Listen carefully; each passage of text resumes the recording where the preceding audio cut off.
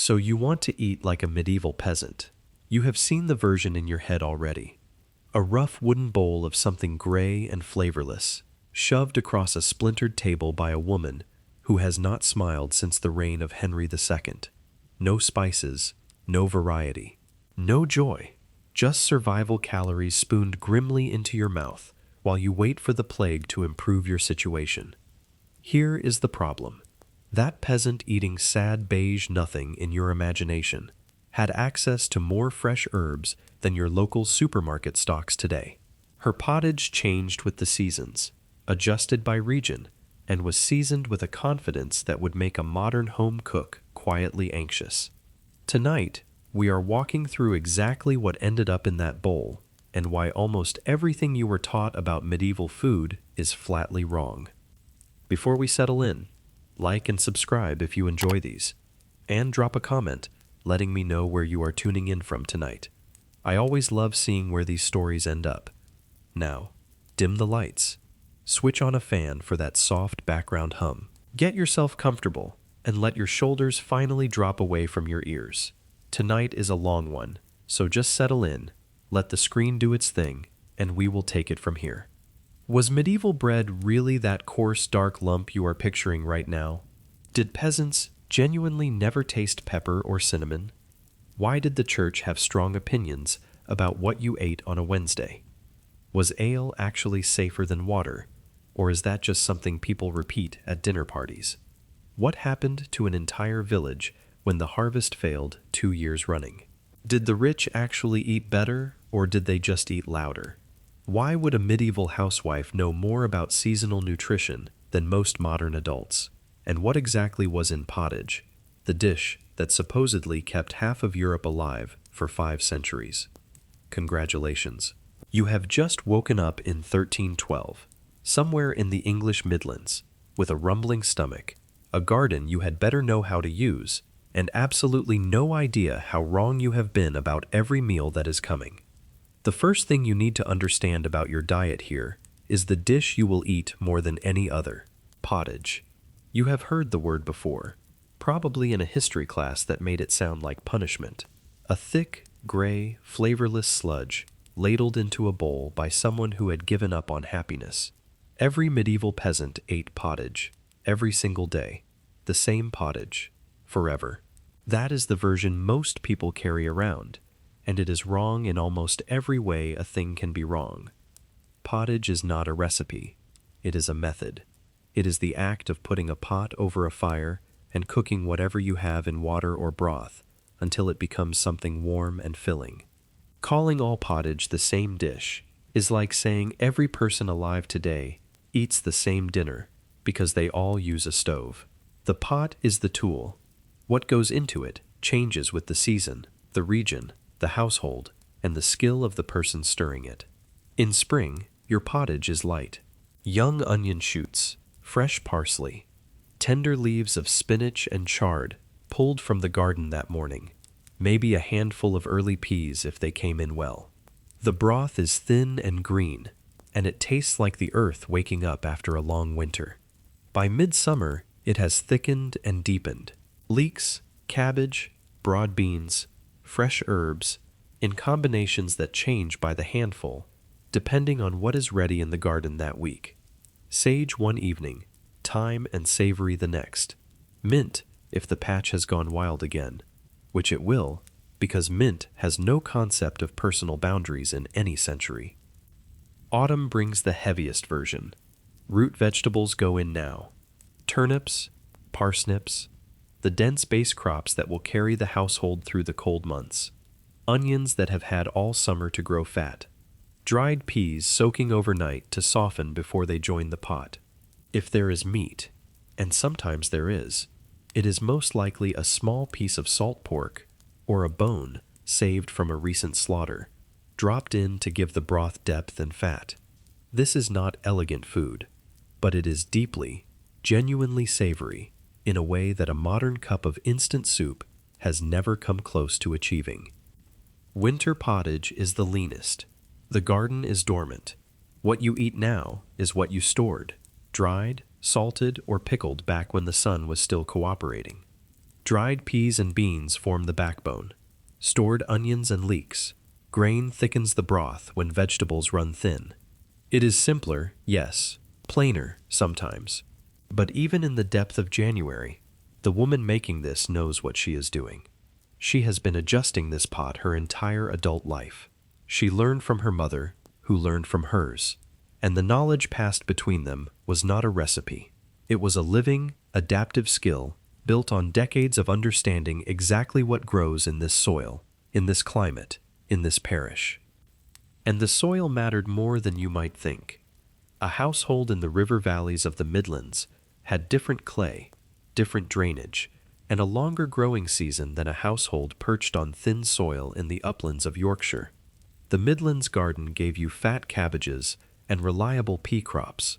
The northern garden gave you hardier greens, more oats in the pot, and a heavier reliance on preserved foods through a winter that arrived earlier and stayed longer. Pottage in a coastal village might include samphire or sea beet foraged from the salt marshes, flavors that an inland household would never taste. The dish responded to geography the way any intelligent cooking does. It used what was there, and what was there varied enormously across even a few dozen miles, which means the idea of a single national peasant diet is about as accurate as saying everyone in the modern world eats the same lunch. A modern home cook, following a recipe from a screen, would struggle to match her. Not because the recipe is complicated, but because the knowledge is embodied. She does not measure, she tastes, she adjusts. She knows, by the color of the broth, whether it needs more time. She knows by the smell whether the herbs have given what they are going to give. She is not surviving, she is cooking. And the difference between those two things is the difference between the myth and the reality of medieval food. There is also the matter of the pot itself, and what it tells you about how seriously these people took the act of eating. A good iron pot was not cheap. It was one of the most valuable objects in a peasant household, sometimes valuable enough to be named specifically in a will and passed down to a daughter or daughter-in-law. You did not toss a pot when it wore thin. You patched it. You carried it carefully. You treated it the way a modern person might treat a car, because replacing it would cost you weeks of labor, and going without it would mean eating cold food or nothing at all. The pot was infrastructure. It was the engine of the household diet, and the fact that families invested so heavily in maintaining it tells you something about how much the quality of what came out of it mattered to them. Nobody spends that kind of money on a tool they use to make food they do not care about. Now, there is one more thing about pottage that matters enormously and nobody ever mentions. It was not just food, it was medicine. Medieval people did not draw a clean line between eating well and staying healthy, the way modern thinking tends to. The herbs in your pottage were chosen partly for flavor and partly for what they were believed to do to your body. Sage for the throat, mint for the stomach, fennel for digestion, rosemary for the head. These beliefs were not all correct by modern standards, but they were not random either. Many of them track remarkably well with what we now understand about the actual properties of those plants. The medieval housewife was not a doctor, but she was running a pharmacy out of her garden and folding it into dinner without anyone needing to be told they were being treated. The line between food and medicine here is so blurred it barely exists. A pot of pottage, heavy with sage and garlic, during the cold months, was not just dinner. It was the household's first defense against winter illness, served hot and eaten with the same bread that soaked up the broth and carried those compounds into every body at the table. Modern wellness culture sells this idea as if it invented it. Bone broth as a healing food, herbal infusions for gut health. The medieval peasant kitchen was doing all of this 700 years ago, without a brand name, without a label, and without charging anyone 28 pounds for a jar of something their great-grandmother would have made for free.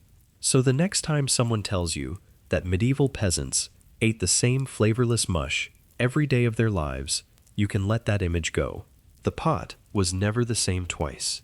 The woman stirring it was never just surviving, and the food that came out of it was more seasonal, more varied, and more intentionally flavored than most of what you will find in a modern freezer aisle. But pottage, for all its quiet dignity, was only half the meal. The other half sat on the table beside it, torn by hand, dipped into the broth, and eaten in pieces that soaked up every drop of flavor the pot had given. That other half was bread, and the story of medieval bread is, if anything, even more misunderstood than the story of the pot it sat beside. You know what bread looks like in your imagination here. A dark, dense, gritty lump that crunches in ways bread should not crunch, full of bits of stone from the millstone and husk from grain that was barely processed. Something you chew through rather than enjoy. A food that exists to fill space in your stomach and grind your teeth down to stubs as a bonus. This is one of the most confidently repeated claims about medieval life, and it is, at best, a quarter of the story. The first thing to sort out is that there was not one medieval bread. There were many. What you ate depended entirely on who you were, where you lived, and what you could afford. At the top of the bread hierarchy sat manchet, fine, white, made from the most carefully sifted wheat flour, baked into small soft rolls that a modern person would recognize immediately as good bread. Manchet was expensive. It was a luxury. It sat on noble tables and at the high end of urban bakeries, and it was, by every measure, the bread that medieval society considered best. Below manchet came wastel, still wheat, still reasonably fine, but less meticulously sifted. Then came cocket, a step coarser. Then came the breads most ordinary people actually ate. Maslin bread, made from a mix of wheat and rye. Rye bread, dense and dark and deeply flavored. Barley bread, in regions where barley grew better than wheat. Oat bread in the north, where oats were the dominant grain and nobody apologized for it. The bread you are eating here in 1312, as a working person in the English Midlands, is most likely maslin, a mixed grain loaf. It is darker than the bread on a modern sandwich. It is denser, it is chewier, and it is, by modern nutritional standards, significantly better for you than the white bread the Lord is eating at his manor up the road. This is one of the genuine ironies of the medieval table. The bread that marked you as poor was the bread that kept you healthiest. Whole grains, mixed flours, a heavy dose of fiber and nutrients that the fine sifting process stripped out of the wealthy man's manchet. The Lord ate prettier bread. You ate better bread. He just did not know it, and neither did you, because status had already decided which loaf was superior, and nobody consulted the human body before making that call. Now, about the grit. Yes, stone-ground flour contained traces of grit from the millstones. This is real. Over a lifetime of eating bread ground this way, your teeth would show wear. Dental evidence from medieval skeletons confirms this. But the image of every loaf being a mouthful of sand is an exaggeration that has taken on a life of its own. The degree of grit varied enormously, depending on the quality of the millstones, how recently they had been dressed, and how carefully the flour was sifted after grinding. A well-maintained mill, with good stone, produced flour that was, by any reasonable standard, fine enough to make perfectly edible bread. A poorly maintained mill produced rougher flour.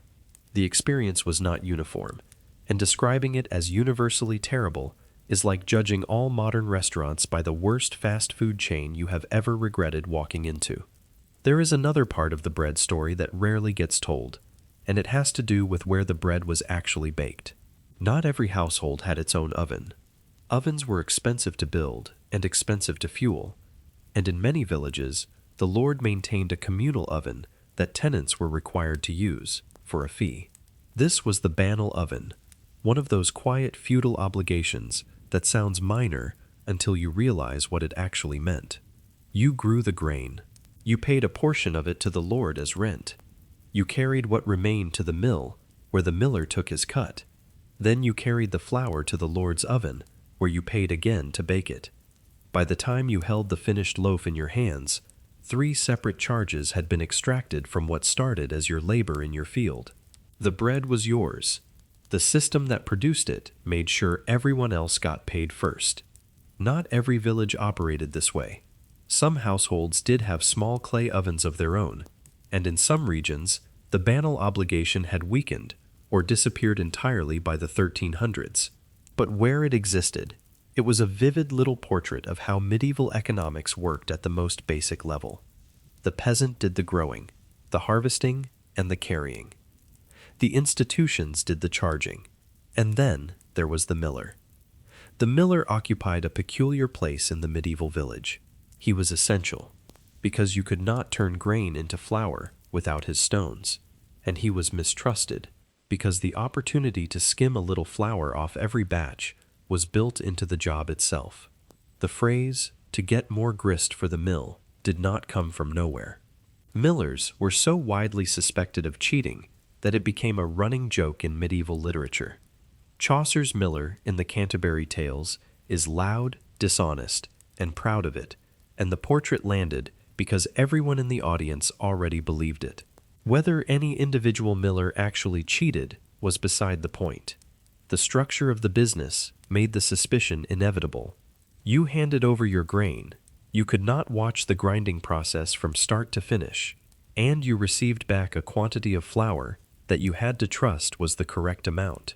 It was the medieval equivalent of leaving your car at the mechanic and hoping the bill reflects what actually happened under the hood. The cost of bread was another matter entirely, and here the numbers start to bite. Bread was the single largest food expense for most working families.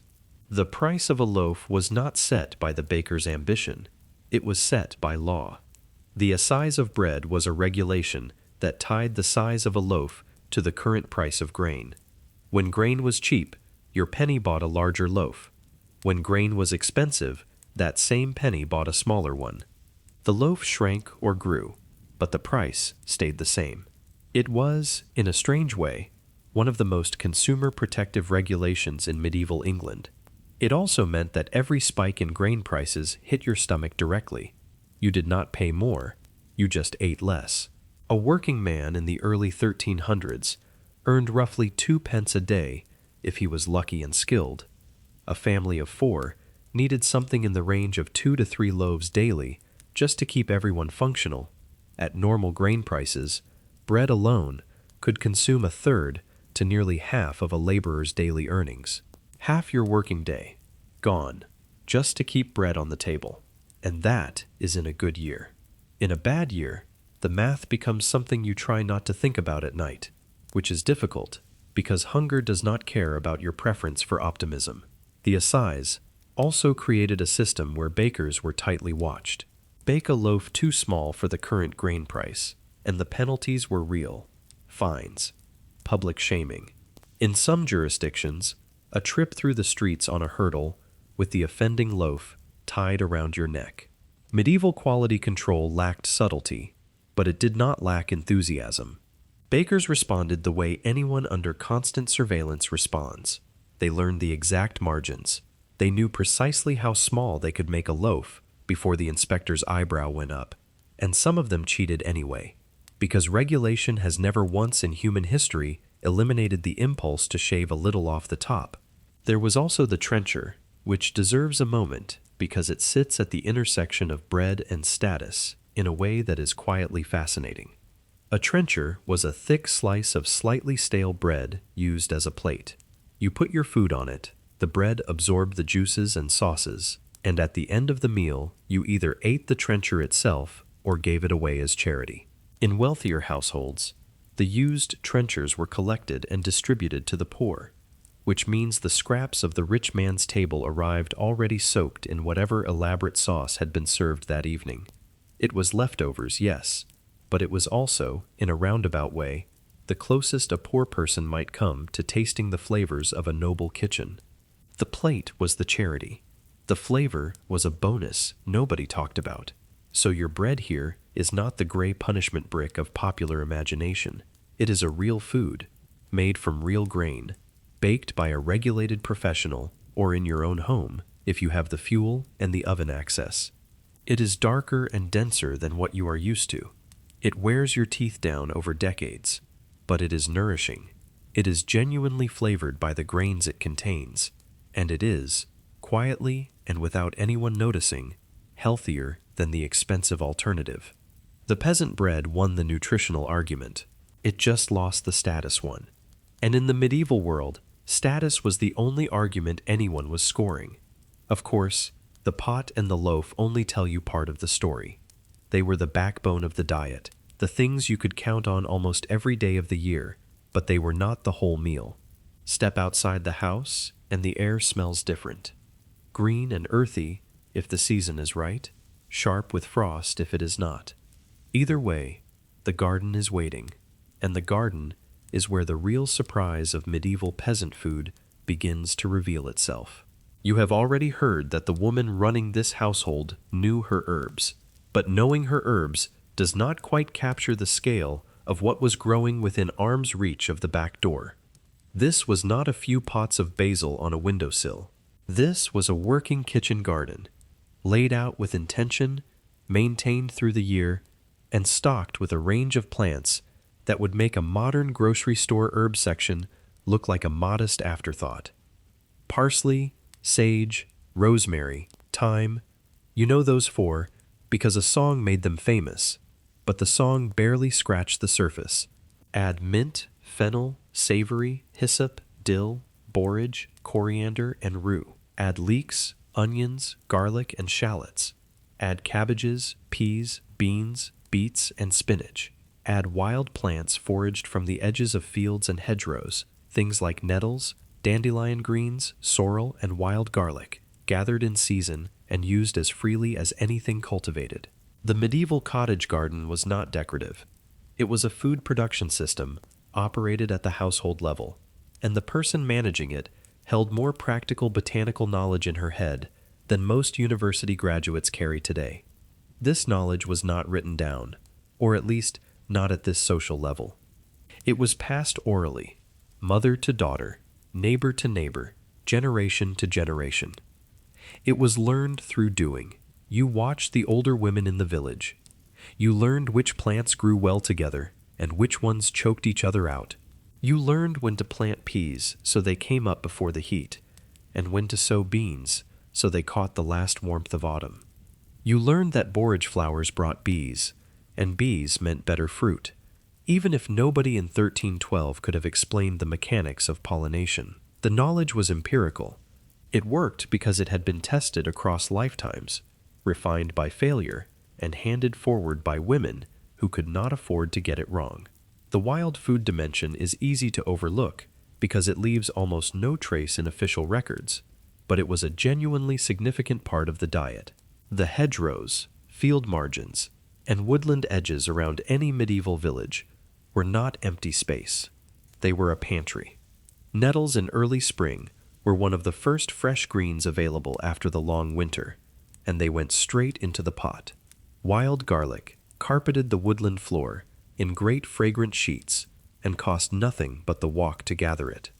Elderflowers appeared in early summer, and elderberries in autumn, used for drinks, for flavoring, and for simple medicines.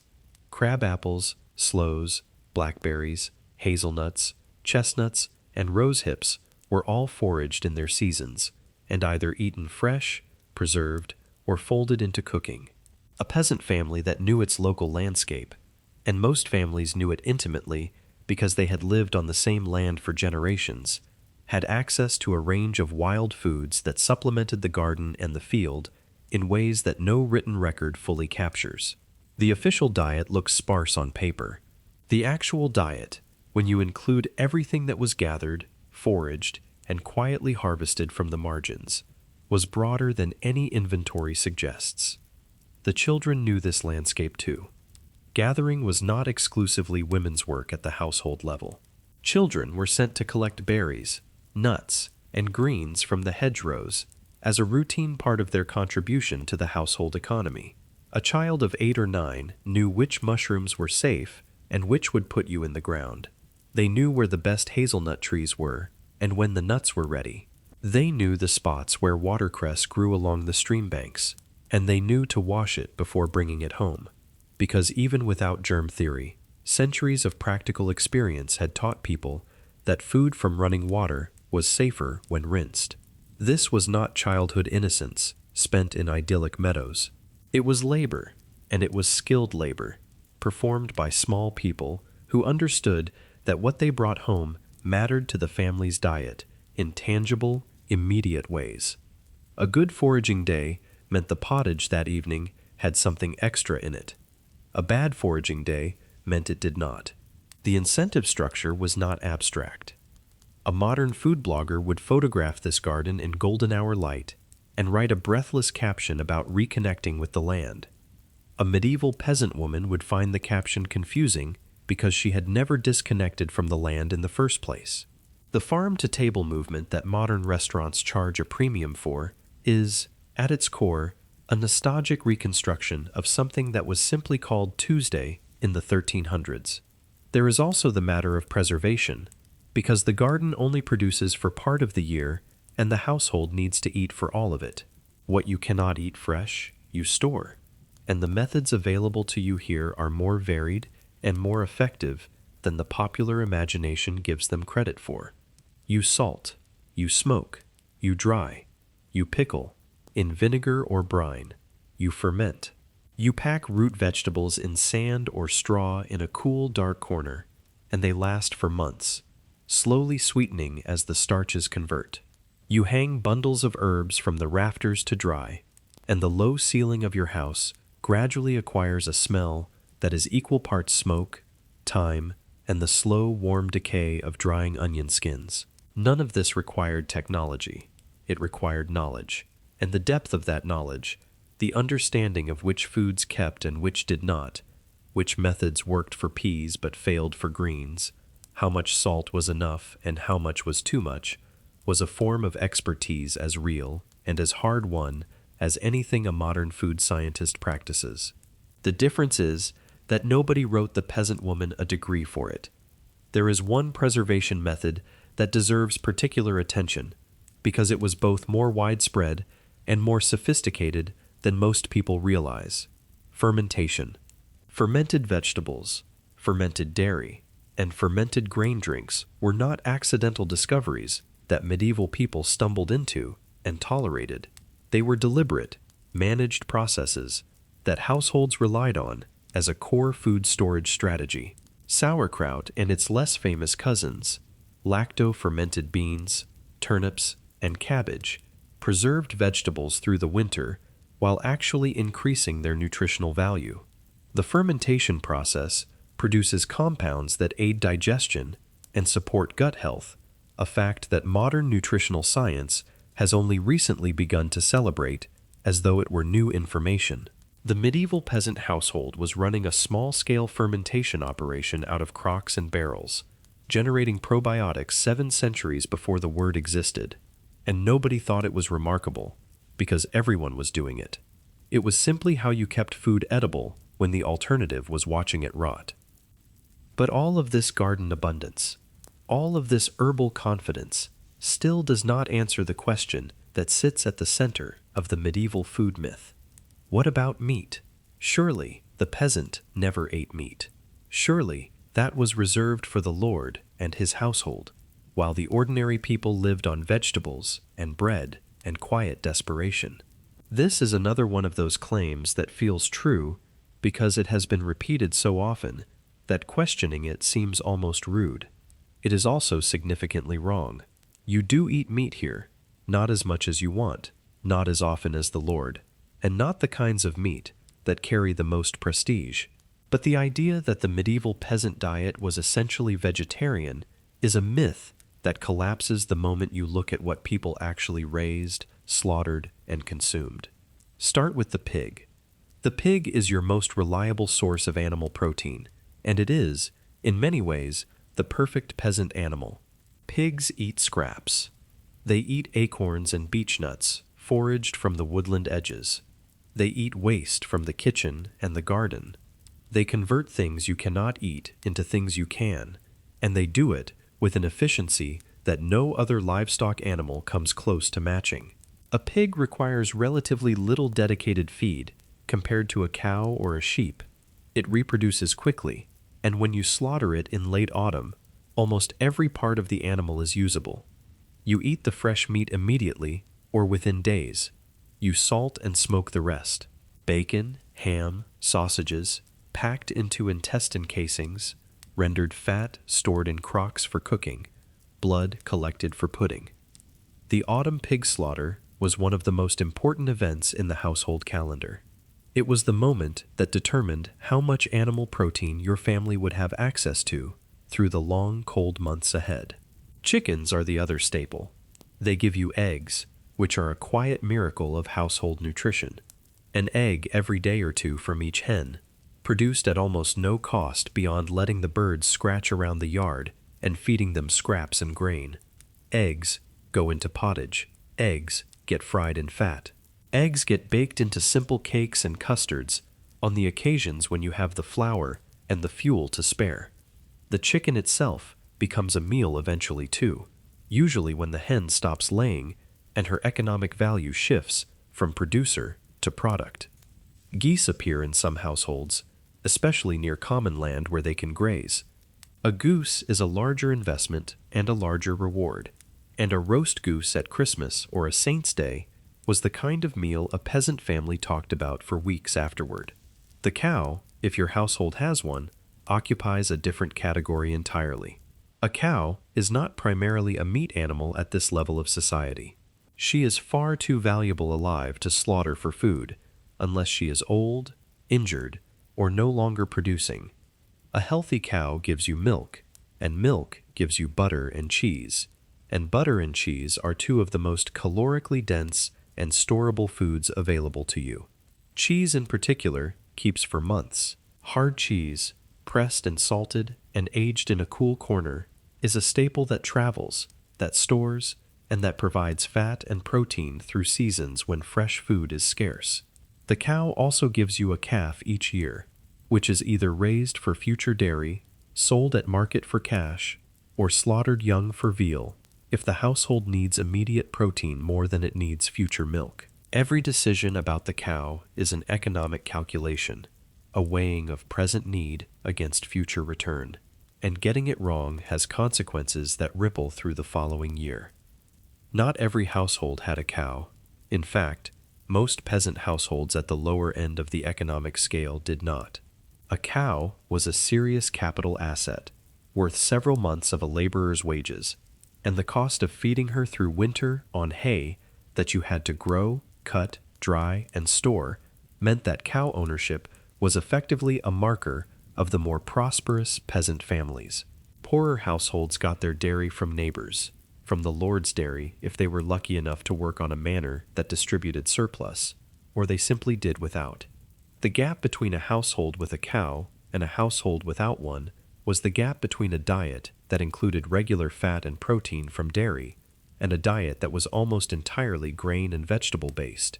It was, in nutritional terms, one of the sharpest lines dividing the poor from the slightly less poor. What you cannot do, and this is where the class system bites hardest, is hunt.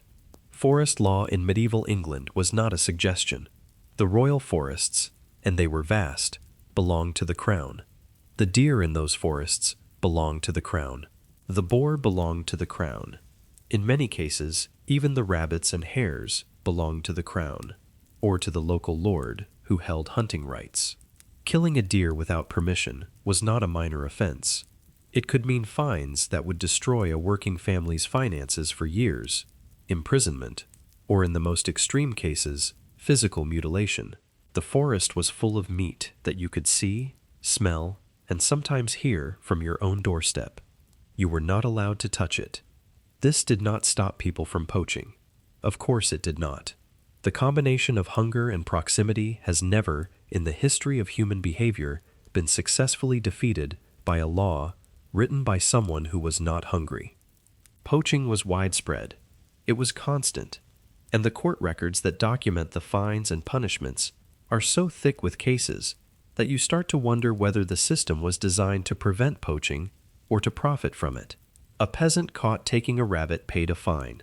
That fine went to the lord. or the crown. The rabbit was confiscated.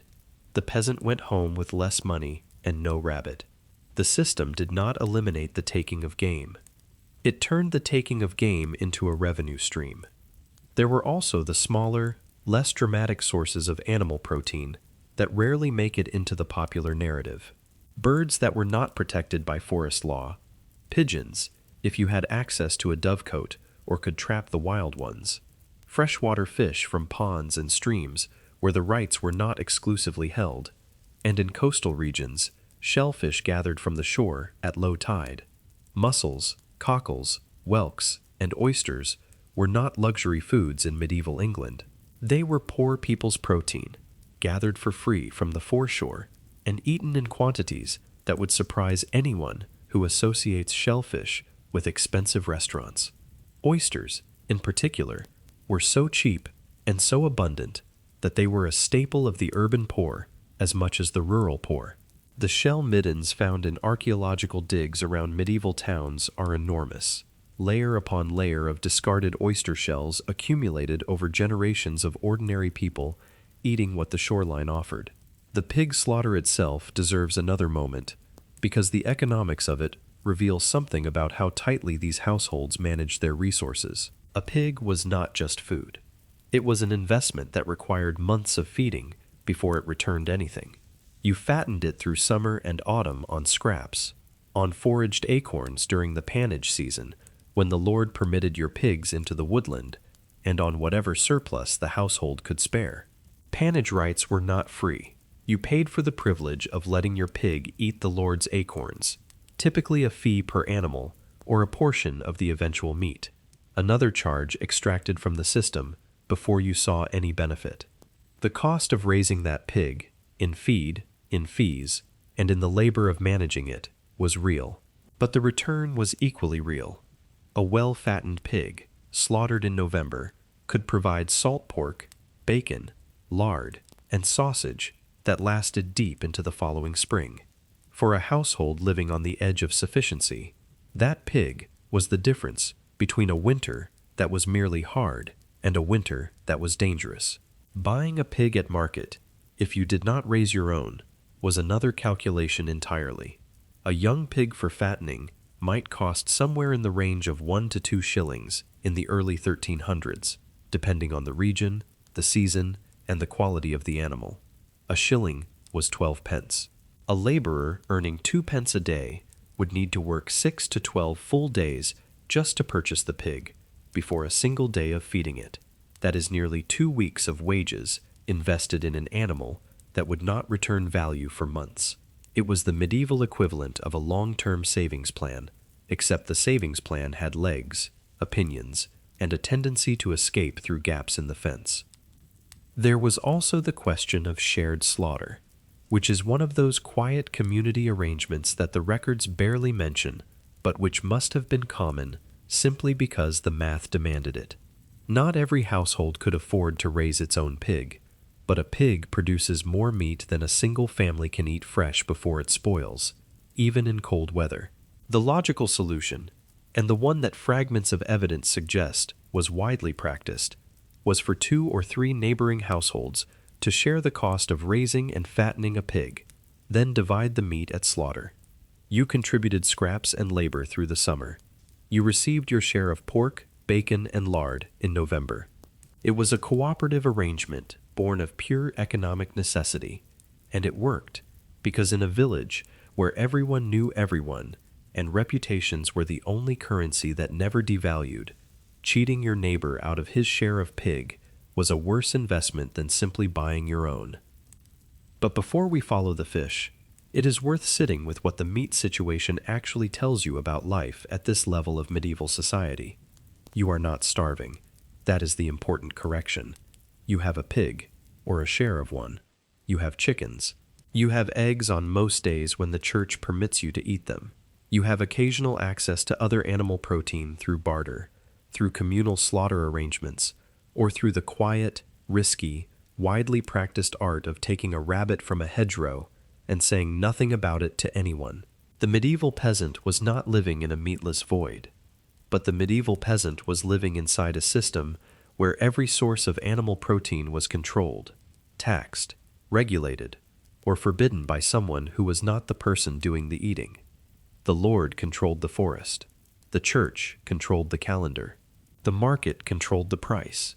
And you, standing in the middle of all three systems, navigated them with the same weary pragmatism that working people have always brought to the business of feeding a family inside rules they did not write. You raised what you were allowed to raise. You ate what you were allowed to eat. You bent the rules when bending them was safer than following them. And you did not waste a single part of any animal that came through your hands, because you understood in your body, in a way that a modern person throwing away half a rotisserie chicken never will, exactly what that meat had cost to produce. And it is into this tightly managed, carefully rationed food system that the church calendar drops its heaviest demand. On a significant number of days each year, you were not permitted to eat meat at all, not because you could not afford it, not because it was not available, because the church said so. Fast days were woven through the calendar like a net. Every Friday, many Wednesdays and Saturdays, the entire 40 days of Lent, the weeks of Advent, the vigils before major saints' days. Add them up and you arrive at a number that shocks most modern people. Roughly a third of all days in the year, and in some interpretations closer to half, were days on which meat, dairy, and eggs were forbidden. This was not optional. Fasting regulations were enforced by the church, monitored by the parish priest, and breaking them carried spiritual penalties that most people in this era took with absolute seriousness. The question of what you ate on a Wednesday in Lent was not a matter of personal preference. It was a matter of your immortal soul, and very few people in 1312 were willing to gamble on that. The modern equivalent would be your employer, your landlord, and your spiritual advisor, all agreeing that you were not allowed to eat certain foods on certain days, and every person in your community knowing whether you complied. Privacy around food choices did not exist in a village of 80 people, where the priest ate the same meals you did, and the neighbors could smell what was coming out of your chimney. The psychological weight of the fasting calendar is difficult for a modern person to fully appreciate. You are used to choosing what to eat based on preference, budget, and whatever dietary framework you happen to be following this month. Here, roughly half your dietary decisions are made for you by an institution that claims authority over your eternal soul. And the rules were not simple. Different fast days carried different restrictions. Some prohibited meat, but allowed dairy and eggs. Others, the strictest, prohibited all animal products entirely.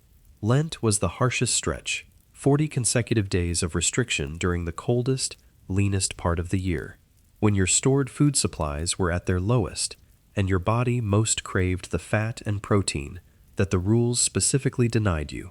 The timing was not an accident. The church understood that Lent's difficulty was the point. Suffering was the spiritual exercise. Your growling stomach was the prayer. Whether you found that comforting depended heavily on how full your storage bins were when Lent began. So what did you eat on a fast day? The answer, for most peasant households, was pottage without the meat, bread without the butter, and fish if you could get it. And the fish question opens up an entirely separate economy, one that shaped the medieval diet in ways that are difficult to overstate. Fresh fish was expensive. If you lived near a river or a coast, you might catch your own, but fishing rights, like hunting rights, were often controlled. The Lord's fish pond was the Lord's fish pond. The river that ran through the manor was the Lord's river, or at least the fish in it were subject to his authority in ways that varied by region and by the specific terms of the local charter. Fresh salmon, fresh trout, fresh pike. These were luxury items that appeared on wealthy tables and at the high end of urban fish markets. They were not what you were eating during Lent. What you were eating was saltfish, and saltfish is a story all on its own. The two types of saltfish that dominated the medieval English diet were stockfish and salt herring, and neither of them was what you would call a pleasure to eat. Stockfish was cod, or sometimes ling, that had been gutted and dried in the open air until it became a stiff, pale, wooden plank of preserved protein. It kept for months. It kept for years if stored properly. It was light enough to transport over long distances, and it was cheap enough that even the poorest households could afford it during Lent. It was also, in its dried state, approximately as appetizing as chewing on a leather belt. To make it edible, you had to soak it for days, sometimes beating it with a mallet first to break down the fibers, then simmering it slowly until it softened enough to eat. The result was not terrible. It was bland, faintly fishy, and had a texture that hovered somewhere between acceptable and regrettable. But it was food. It was protein. And when the church told you that meat was forbidden and your immortal soul hung in the balance, you ate your stockfish, and you did not complain about it where anyone could hear you. Salt herring was the other pillar of the fasting diet, and it was, if anything, even more ubiquitous. Herring were caught in enormous quantities in the North Sea and the Baltic, gutted, packed in barrels with coarse salt, and shipped to markets across England and northern Europe. The herring trade was one of the great commercial enterprises of medieval Europe, generating wealth for fishing towns, merchants, salt producers, and barrel makers in a supply chain that stretched from the fishing grounds to the smallest inland village. The herring that arrived at your table had passed through many hands, and each hand had taken its margin. By the time you peeled one out of the barrel, rinsed off the excess salt, and dropped it into your pottage, or ate it alongside your bread, the fish had been caught, cleaned, salted, packed, shipped, stored, distributed, and sold. It was an industrial product in an era that we do not usually think of as industrial. And the taste, after months in a salt barrel, was exactly what you would expect. Intensely salty, aggressively fishy. Not something you ate because you wanted to. Something you ate because it was Wednesday and God had opinions about your dinner. The price of salt herring fluctuated with the catch, the season, and the distance from the coast, but in a normal year, 100 herring might cost somewhere around 1 to 2 shillings. That sounds like a lot of fish, but spread across the dozens of fast days in a year, 100 herring did not go as far as you might hope. A family of 4, working through Lent alone, 40 days of mandated fish eating, needed a significant supply. The cost was manageable in a good year. In a bad year, when the herring catch was poor, or the salt supply was disrupted, or the transport costs spiked, the price of your Lenten protein could climb sharply, and there was nothing you could do about it except eat less, eat worse, or eat pottage with nothing in it but peas and prayer. And here is where the class divide in the fasting system becomes almost comically obvious. While you were choking down salt herring that had been in a barrel since September, the lord up the road was observing the exact same fast day with fresh pike from his private fish pond, served with a sauce made from almonds, verjuice, and imported spices. He was eating roasted lamprey. He was eating fresh-caught trout. He was eating dishes that a modern fine dining restaurant would recognize as sophisticated. The fast was the same. The experience was not even remotely comparable. Fasting was supposed to be an act of humility and shared spiritual discipline. In practice, it was a two-tier system where the rich ate beautifully and called it penance, while the poor ate miserably and called it the same thing. The church calendar did not create economic inequality, but it revealed it with a clarity that must have been difficult to ignore when the smell of the Lord's roasted pike drifted across the village on a Friday evening. There were also the loopholes, because wherever there are strict rules and hungry people, there are loopholes. The most famous involved the barnacle goose. Medieval natural historians believed, or claimed to believe, that barnacle geese grew from barnacles attached to driftwood rather than hatching from eggs like normal birds. Since they came from the sea, the argument went, they were technically fish, and if they were fish, they could be eaten on fast days. This classification was disputed. The Pope weighed in at various points. Local bishops had opinions. But the fact that the debate existed at all tells you something about how seriously people took fasting rules and how creatively they worked to find ways around them. The beaver's tail was another famous case. Since the beaver spent much of its life in water, and its flat tail resembled a fish, the tail was classified as fish in some jurisdictions and could be eaten during Lent. Nobody actually believed a beaver tail was a fish, but the desire to eat something other than salt herring for the 40th consecutive day can make a person remarkably flexible in their taxonomy. The economics of the fasting system rippled far beyond individual households. The demand for fish on fast days created an entire commercial infrastructure. Fishing fleets expanded to meet the demand. Salt production became a major industry because without salt, the herring trade collapsed. Barrel makers, cart drivers, market stall holders, and fish merchants all owed their livelihoods in part to the church's insistence that Christians could not eat meat on Fridays. The fasting calendar was not just a spiritual discipline, it was an economic engine. It shaped trade routes, created fortunes, and determined which coastal towns grew rich and which stayed poor. The town that had access to good fishing grounds and cheap salt had a structural economic advantage that had nothing to do with piety and everything to do with supply and demand. But the fish and the fasting days only account for part of the flavor story. The question that hangs over the entire medieval diet, the one that every modern person asks eventually, is what about spices? Did medieval peasants really eat food with no seasoning beyond whatever grew in the garden? Were their meals genuinely limited to herbs and salt?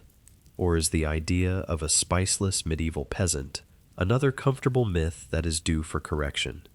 The answer, as with almost everything about medieval food, is more complicated and more interesting than the simple version.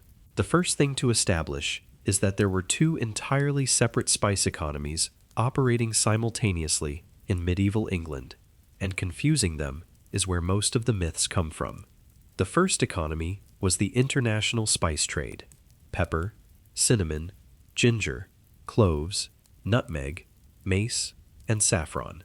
These were the luxury imports, sourced from South and Southeast Asia, traded through networks that ran from the Spice Islands through the Indian Ocean, through Arab and Venetian middlemen, across the Mediterranean, through the great trading houses of Italy and Flanders, and eventually into the shops of English spice merchants in London, York, and the larger market towns.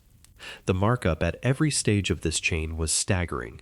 A pound of pepper that cost almost nothing to harvest at its source arrived in England at a price that would make your eyes water. Let us trace it. A peppercorn begins its journey on a vine in the Malabar coast of India. A local farmer harvests it. A regional trader buys it in bulk and transports it to a port. A merchant ship carries it across the Indian Ocean to the Arabian Peninsula or the Red Sea. Arab traders move it overland or by coastal vessel to Alexandria or another Mediterranean port. Venetian or Genoese merchants buy it there, load it onto galleys, and ship it to Venice. From Venice it travels overland across the Alps or by sea to Bruges or Antwerp. Flemish merchants sell it to English importers. English importers sell it to London spice merchants. London spice merchants sell it to wealthy households or to smaller merchants who carry it to provincial towns. At every single one of these stages, someone adds their margin. The price of that peppercorn has multiplied dozens of times by the time it sits in a merchant's jar in Norwich. In the early 1300s, a pound of pepper in England cost somewhere in the range of 1 to 2 shillings. A laborer earning 2 pence a day would need to work 6 to 12 full days to buy a single pound of pepper. That is 1 to 2 full weeks of wages for a seasoning. A pound of saffron, the most expensive spice of all, could cost 10 shillings or more. That represented months of a laborer's earnings for a quantity that would fit in the palm of your hand. These were not peasant foods. These were not even minor luxuries for the working person. These were entirely out of reach, belonging to a world of wealth that the average peasant could acknowledge existed, but could not meaningfully participate in. The wealthy used these spices with abandon, not because every dish needed them, but because using them proved you could afford to. Pepper on roasted meat, cinnamon and ginger in sauces, saffron turning dishes golden as a visual declaration of wealth, cloves studding hams and pies. The spice was the message. It said, "This household has money, and is not embarrassed to show it."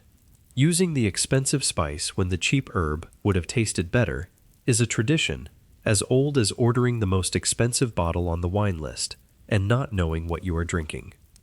There was also the matter of spice fraud, which thrived precisely because the spices were so expensive, and the buyers often could not tell the difference.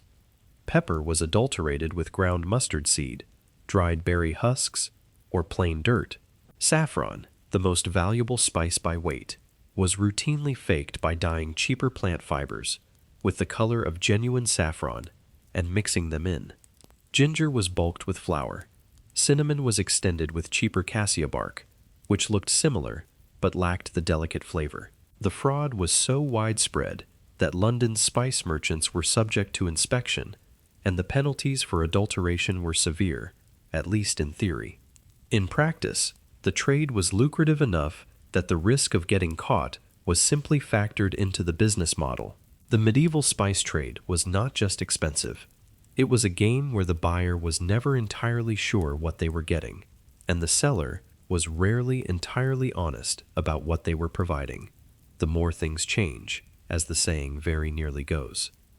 But the second spice economy, the one that actually mattered to your daily diet as a working person, was entirely local and entirely affordable. Mustard, vinegar, verjuice, the tart juice of unripe grapes or crab apples, garlic, in quantities that would concern a modern dentist, horseradish if it grew in your region, and of course, the entire herb garden you already know about, which was not just providing green things for the pot, but was functioning as a flavor system every bit as deliberate as the rich man's spice cupboard. Mustard in particular deserves its moment. Mustard seed was cheap, it was local, and it was used in medieval English cooking with a frequency and enthusiasm that suggests genuine affection rather than mere desperation. You ground the seeds yourself, mixed them with vinegar or verjuice, and the result was a condiment that packed real heat and real flavor. It went on meat when you had meat. It went into sauces. It went alongside fish on fast days to make the salt herring slightly less like a punishment. Medieval English mustard was not the mild yellow paste that sits largely untouched in a modern refrigerator. It was sharp, pungent, and made with the kind of confident hand that comes from a culture that genuinely loved the flavor. Vinegar and verjuice served a similar purpose, adding acidity and brightness to dishes that might otherwise have relied entirely on salt for flavor. A pottage finished with a splash of verjuice was a different dish from the same pottage without it. A piece of roasted meat served with a vinegar and mustard sauce was not bland food. It was food seasoned with what was available, and what was available was more than enough to create meals that had genuine depth, genuine character, and genuine flavor. The peasant's food was not spiced, but it was seasoned, and the distinction matters. The modern myth that medieval food was universally tasteless collapses the two economies into one and assumes that because a peasant could not afford pepper, a peasant could not afford flavor. This is the equivalent of saying that because you cannot afford truffle oil, you must be eating everything plain. The flavor system was different. It was not absent. And then there is the drink that sat beside every meal, the drink that contributed more daily calories than any single food except bread, the drink that was brewed in almost every household and regulated by almost every village court. Ale and ale in the medieval world was not what you think it was, either. The first myth to address is the one about water. You have probably heard that medieval people drank ale instead of water because the water was unsafe. This is one of those statements that contains just enough truth to be dangerous and just enough error to be misleading. Water in medieval England was not universally contaminated. People living near clean springs, wells, and fast-running streams drank water regularly and did not die from it. Water was free. It was abundant, and treating it as universally poisonous would mean that every medieval person who could not afford ale, which was a significant number, simply died of thirst. They did not. What is true is that water quality varied enormously by location. A village downstream from a tannery or a dye works was drinking water that carried genuine risks. Urban water supplies, drawn from rivers that also served as sewers and industrial drainage, were often problematic. Wells could be contaminated by proximity to cesspits and middens. In these situations, ale was a safer option, not because people understood bacterial contamination, but because the brewing process involved boiling the water, and the alcohol content, even at the low levels of everyday ale, created an environment less hospitable to the organisms that made people sick. The practical result was the same, even if the theoretical understanding was absent. In places where the water was dodgy, ale was a better bet. In places where the water was clean, people drank both. But ale was not consumed primarily for safety. Ale was consumed because it was food. A gallon of ale provided somewhere in the range of 1,000 to 1,500 calories, depending on the brew. And the average adult in medieval England drank somewhere between 1 and 2 gallons per day. That is not a misprint. 1 to 2 gallons per day. Men, women, and in diluted form, children. At those quantities, ale was not a beverage. It was a major caloric source, contributing a significant proportion of daily energy intake alongside bread and pottage. It was liquid bread. It was the third pillar of the medieval diet, and without it, the caloric math simply does not work for a population engaged in hard physical labor. Brewing was women's work. The alewife was the most common brewer in the village, and she was, whether the records acknowledge it fully or not, a businesswoman. She brewed ale from malted grain, typically barley or oats, in batches that might serve her own household and any neighbors willing to pay. When a batch was ready, she hung a bush or a broom over her door to signal that ale was available for sale. Customers came to the house. They drank on site or took ale home in their own jugs. It was the medieval version of a pop-up bar operating out of someone's kitchen, and it appeared and disappeared across the village on a rolling basis as different households brewed and sold in turn. The ale itself was different from modern beer in one critical respect. It had no hops. Hops were not widely used in English brewing until the 15th century, and their absence changed everything about how ale behaved.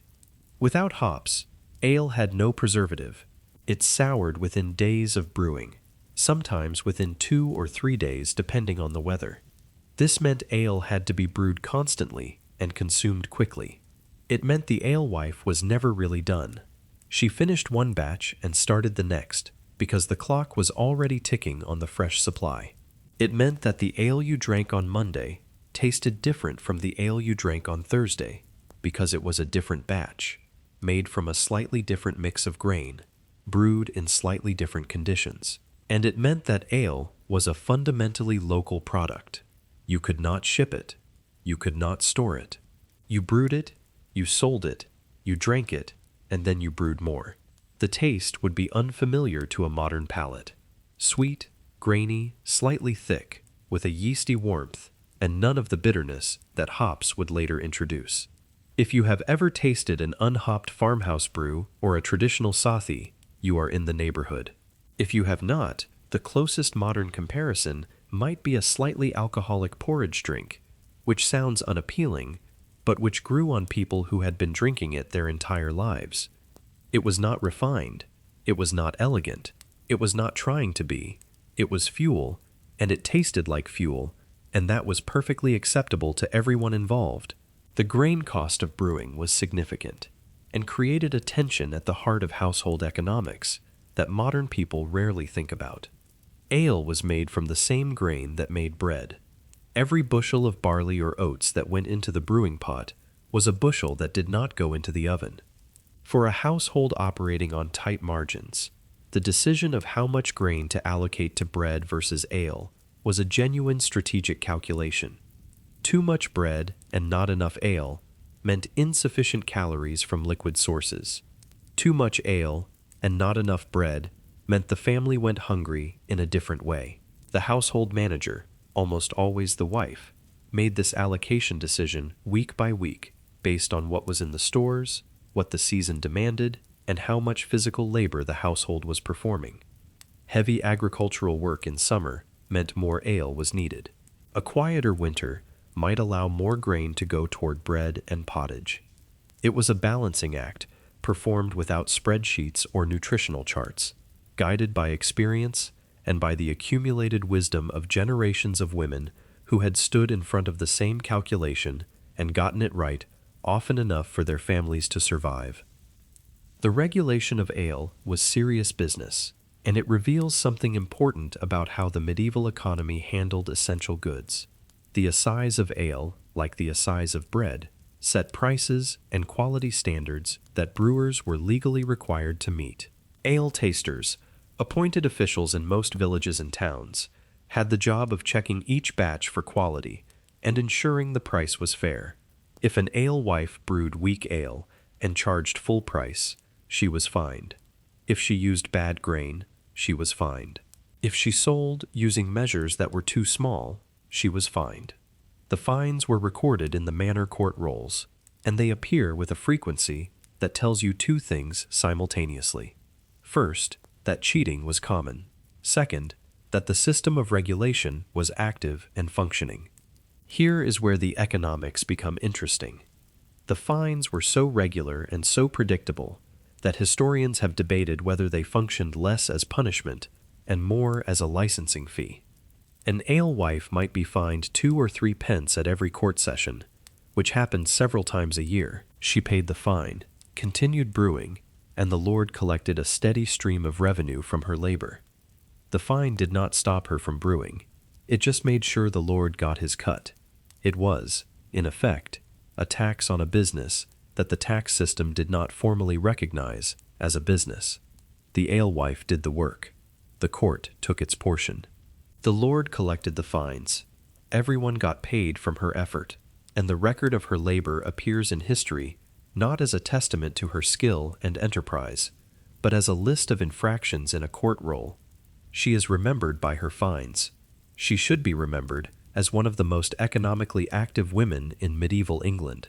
The gender dimension of this is worth pausing on. Brewing was one of the few economic activities where women operated with genuine independence.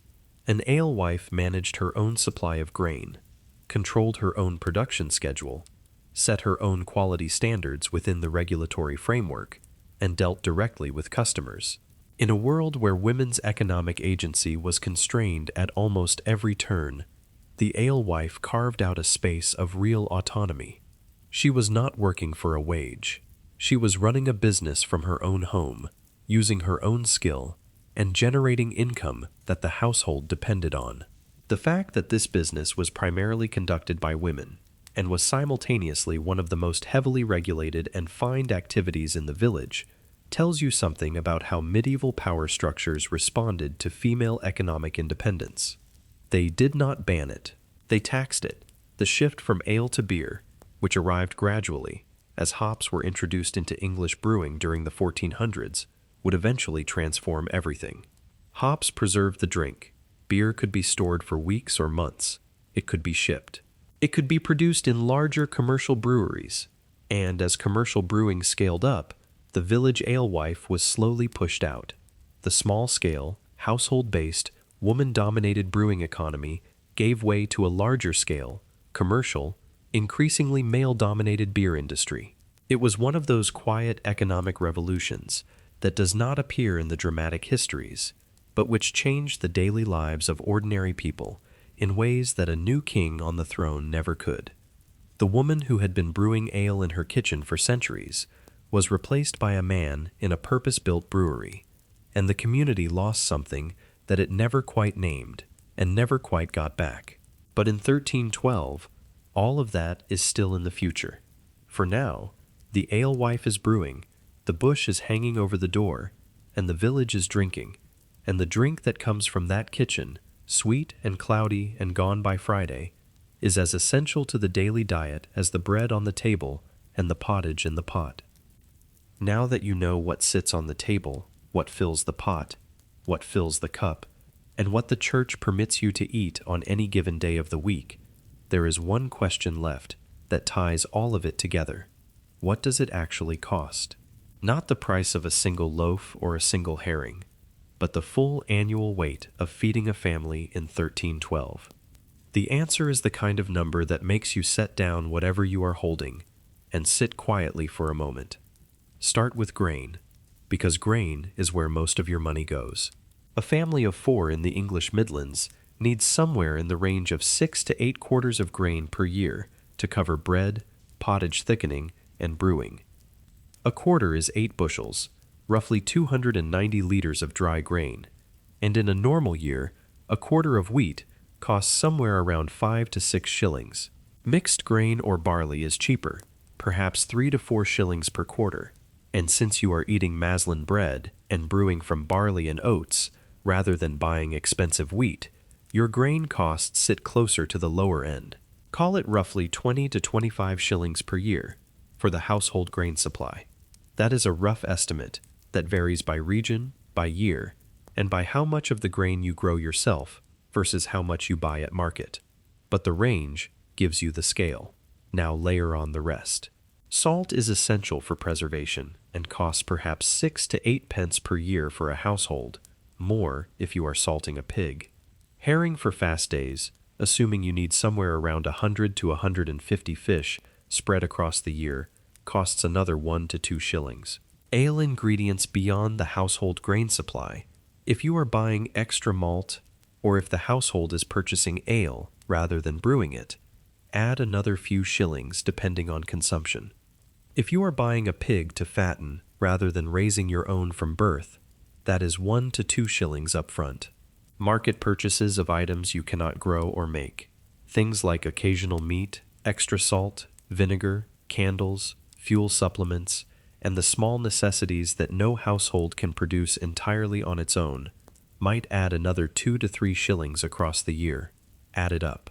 In a normal year, with normal prices and no disasters, feeding a family of 4 costs somewhere in the broad range of 25 to 35 shillings. The variation is wide, because so much depends on what you grow yourself, what you forage, what you barter for, and how much you need to buy at market. A household with good land, a productive garden, a pig, chickens, and a cow is spending at the lower end. A household with less land, no cow, and heavier dependence on market purchases is spending at the upper end. But both ends of the range land in the same uncomfortable territory when you compare them to what a working person actually earns. A laborer in the early 1300s earns roughly 2 pence a day.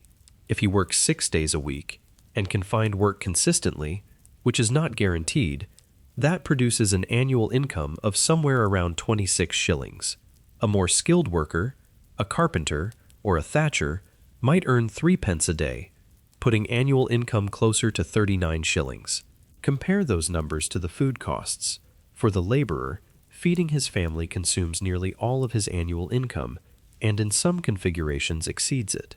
For the skilled worker, food takes roughly 2/3 to 3/4 of everything he earns. These are not household budgets with comfortable margins. These are household budgets where the gap between surviving and not surviving is a single bad harvest, a single illness, a single season where work dries up or the rain does not stop. And those numbers assume you are only paying for food. You are not. You also owe rent to the Lord, typically paid in a mix of cash, labor obligations, and a portion of your harvest. You owe tithes to the church, 1/10 of your produce. You need clothing, tools, fuel, and the occasional replacement of household goods that wear out, the pot that cracks, the shoe that falls apart, the roof thatch that needs replacing before winter. Every one of these costs comes out of the same small pool of income that is already almost entirely consumed by the act of keeping 4 mouths fed. The percentage of income spent on food in medieval England for a working family was somewhere in the range of 70 to 80%. Let that number sit for a moment. In a modern developed economy, the average household spends somewhere around 10 to 15% of income on food. The medieval laborer was spending 5 to 8 times that proportion. Food was not a line item in the budget. Food was the budget. Everything else, rent, clothing, tools, charitable obligations, came from whatever sliver was left after the table had taken its share. And in a bad year, even the table did not get enough. There is also the question of what happens to the budget when something breaks. Not the famine, not the catastrophe, just the ordinary small disasters that punctuate any working life. The cow gets sick and dies. The roof collapses in a storm. A child is born and the mother cannot work for weeks. A tool snaps and the replacement costs 2 days of wages. Each of these events, minor in isolation, represents a shock to a household that has no savings, no credit, and no margin to absorb the loss. A modern household facing an unexpected expense of a few £100s might put it on a credit card and wince at the interest. A medieval household facing an unexpected expense of a few shillings had no credit card, no overdraft facility, and no source of emergency funds beyond selling an animal, borrowing from a neighbor, or going without something that was already barely affordable. The word precarious comes from the Latin precarius, meaning obtained by prayer. It is a word that describes the medieval household food budget with uncomfortable precision. The role of women in managing this budget was central and almost entirely invisible in the official records. The household income might be earned primarily by the husband, through wage labor or agricultural work, but the conversion of that income into food, fuel, and functioning daily life was the wife's domain. She decided what to buy, what to grow, what to preserve, and what to do without. She managed the allocation between bread and ale. She decided when the stored supplies were running low enough to warrant a change in diet. She negotiated purchases at market. She maintained the garden, the chicken flock, and the dairy if the household had a cow. The economic planning required to keep a family of 4 fed for 12 months on an income that barely covered the cost of food was not simple. It was a form of financial management as demanding as anything a modern accountant performs, conducted entirely in the head of a woman whose expertise has never been formally recognized by any historical record. This is where the system that produced your bread comes into its sharpest focus. You grew the grain. You paid rent to the Lord from the harvest. You paid the miller to grind it. You paid the baker, or spent your own fuel to bake it. You paid tithes to the church from the same harvest. By the time you ate the bread, you had been charged 4 or 5 times on the same original product of your own labor. The grain was yours. The system made sure it was everyone else's first. The Lord took his rent. The miller took his toll. The church took its tithe. The baker took his fee. You took what was left, and what was left was just enough to get by in a good year, and not quite enough in a bad one. This is not a system designed by a villain rubbing his hands together in a tower. It is a system that evolved over centuries, each layer added by a different institution for a different reason. None of them individually unreasonable, all of them collectively creating a situation where the person who did the actual work of growing food spent most of their income on the privilege of eating it. And then, every so often, the system did not just squeeze, it broke. The Great Famine of 1315 to 1317 is the event that reveals what happens when a food system, with almost no margin, encounters a shock it cannot absorb. The cause was weather. The summer of 1315 was catastrophically wet. Rain fell across northern Europe in quantities that destroyed crops in the field. Grain rotted before it could be harvested. Hay could not be dried. Livestock, weakened by poor fodder, began dying. The harvest that year was not merely bad. It was a disaster on a scale that the living generation had never experienced. The immediate consequence was a spike in grain prices that the numbers struggle to convey without context. In a normal year, a quarter of wheat cost somewhere around 5 to 6 shillings. By the spring of 1316, prices had more than doubled. In some markets, they tripled. A family that had been spending 20 to 25 shillings a year on grain was now facing costs of 40 to 60 shillings or more. against an income that had not changed at all. The math did not work. It could not work.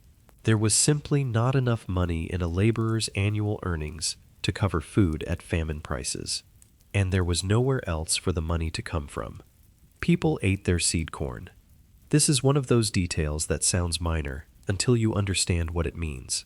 Seed corn is the grain you set aside from this year's harvest to plant next year's crop. Eating it means you survive this winter.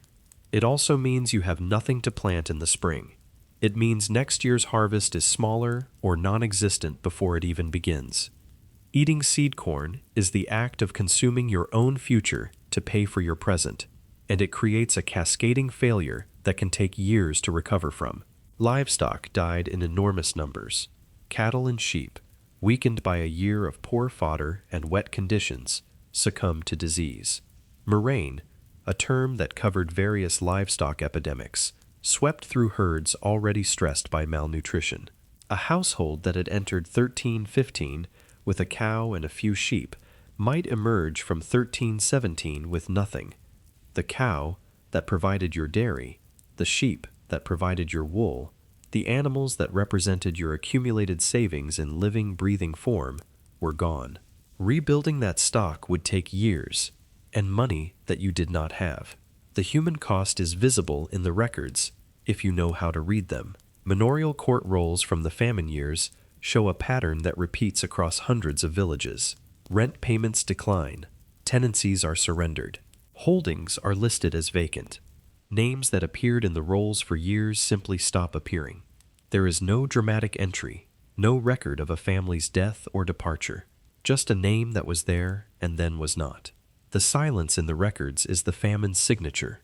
It does not announce itself, it simply erases.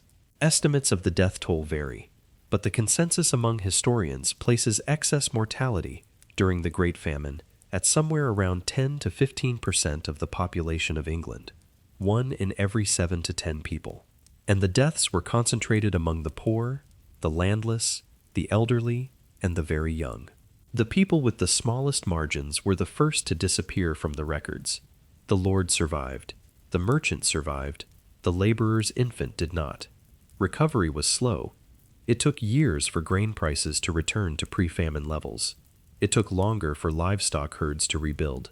It took a generation for some communities to return to their pre-famine population, and the psychological impact, the knowledge that the system could fail this completely and this suddenly, settled into the collective memory of a population that had no safety net, no insurance, and no guarantee that it would not happen again.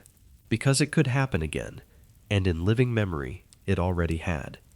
The second and third years of the famine were in some ways worse than the first, because they arrived in a population that had already been weakened. The harvest of 1316 was better than 1315, but not by enough, and 1317 brought a cattle plague that devastated herds across England, killing livestock that the surviving population desperately needed for dairy, for draft power, and for the long-term recovery of the agricultural system. A farmer who had lost his crop to rain in 1315, eaten his seed corn to survive the winter, planted a reduced crop in 1316, and then watched his remaining cattle die to disease in 1317, was not just poor, he was structurally broken. The cascading nature of the famine is what made it so devastating. Each year's failure compounded the last. Each loss reduced the capacity to recover from the previous one. It was not a single blow. It was a sequence of blows, each landing on a body that was already down. The famine also revealed something about the structure of the food economy that is easy to overlook in normal times. When food is cheap and available, the system's inefficiencies are tolerable. The lord's rent, the miller's toll, the church's tithe, the baker's fee, these are irritations, but they do not kill anyone. When food is scarce and expensive, those same extractions become lethal. The margin that was already thin disappears entirely, and the people at the bottom of the system, the ones producing the food that everyone else takes a cut of, are the first to starve. The system did not cause the rain, but the system determined who survived it and who did not. In the years after the famine, Some villages reorganized. Common land was reallocated. New tenants moved into abandoned holdings. The cycle of planting and harvesting resumed. But the community that emerged from the famine was not the community that entered it. It was smaller, poorer, and marked by an absence that the survivors carried quietly for the rest of their lives. The neighbor whose cottage stood empty. The child who did not make it past February. The old woman whose name stopped appearing in the tithe records and whose garden slowly returned to weeds. These were not statistics. They were the people you ate beside, brewed with, and borrowed tools from. And their disappearance from the record is not a number. It is a silence. There is one more layer to the famine that deserves attention, because it reveals the political dimension of food in a way that peacetime economics never quite manages. When grain prices spiked, the authorities intervened. Edward II issued price controls. Maximum prices were set for livestock and for basic foodstuffs. The intention was to prevent profiteering and to protect the poor. The result was predictable to anyone who has ever watched a price control fail, which is to say, anyone who has ever watched a price control at all. Merchants who could not sell at the mandated price simply stopped selling. Grain that existed in granaries was hoarded, rather than brought to market at a loss. The black market flourished. Food that was available at inflated illegal prices was unavailable at the official legal ones. The controls were eventually abandoned because they were making the situation worse, not better. The government had tried to fix the famine with legislation, and the famine had not read the legislation. The profiteering itself was real, and it was widespread. Merchants who had grain in storage saw their holdings suddenly worth 2 or 3 times what they had been worth the previous autumn. Some sold at the inflated market rate. Others held back, waiting for prices to climb even higher, calculating that a few more weeks of scarcity would push the price further in their favor. This was not illegal before the price controls. It was, in the grim language of market economics, rational behavior. A man with a granary full of wheat in 1316 was sitting on the most valuable commodity in the country, and the market was rewarding him for it.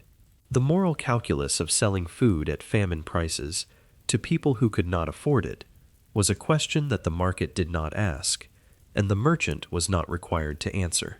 The same economic logic that made the lord's rent reasonable in peacetime made the merchant's markup defensible in famine. Nobody in the system needed to be cruel. The system itself handled that part. There were also reports, documented in contemporary chronicles, of people eating things that no normal year would have driven them to. Bark stripped from trees, roots dug from frozen ground, animals that had died of disease. There are scattered references to cannibalism in the most extreme accounts, though historians debate how widespread this actually was, versus how much it served as a literary device to convey the severity of the crisis. What is not debated is that the poorest people in England, the landless laborers, the cottagers with tiny plots, the widows and orphans who had no fallback, experienced genuine starvation over a period of 2 to 3 years. Not the quiet hunger of a lean season, which was normal and expected, but the slow, grinding, body-consuming hunger that kills. The charitable response was real, but insufficient. Monasteries distributed food to the poor, a function they served in normal times as well, but which became desperately important during the famine. The church organized alms distributions. Wealthier households opened their stores, but the scale of the crisis overwhelmed the capacity of medieval charity in the same way that any disaster overwhelms systems designed for ordinary need. There was not enough food to go around, and no mechanism to move food quickly from regions that had surplus to regions that did not. Transport was slow, roads were terrible in wet weather, and the same rains that destroyed the harvest also turned every road in England into a mudslide. The infrastructure that the food economy depended on had been undermined by the same event that created the crisis. What the famine did to the social fabric of a village is harder to quantify, but no less real. These were communities where everyone knew everyone, where you had lived your entire life among the same 50 or 80 families, and your parents had lived among their parents before that, where the woman who brewed your ale was also the woman whose daughter married your son, and the man who helped you fix your roof was also the man who owed you a day's labor at harvest time. When 10 or 15% of those people disappeared, the loss was not abstract. It was specific. It was the particular absence of particular people whose faces, voices, and habits had been part of the texture of daily life for as long as anyone could remember. And the surviving village had to keep going. The fields still needed planting. The animals still needed feeding. The rent was still owed. The tithe was still collected. The system that had failed to protect the weakest members of the community did not pause to grieve for them. It simply continued, slightly smaller, slightly poorer, and with a few more empty houses slowly settling into the mud.